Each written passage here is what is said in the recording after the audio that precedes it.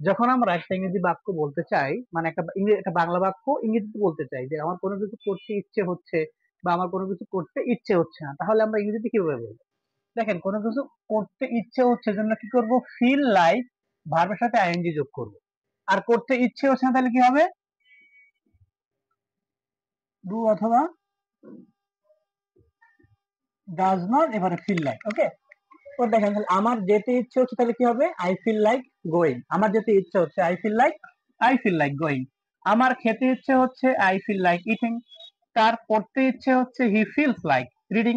আমার চা খেতে ইচ্ছে হচ্ছে না তাহলে কি হবে, I don't feel like drinking tea. আমার চা খেতে ইচ্ছে হচ্ছে না। দেখো, তোমার যেতে ইচ্ছে হচ্ছে না তাহলে কি বলবা, আচ্ছা, তোমার যেতে ইচ্ছে হচ্ছে না তাহলে কি বলবা, ডোন্ট ইউ ডোন্ট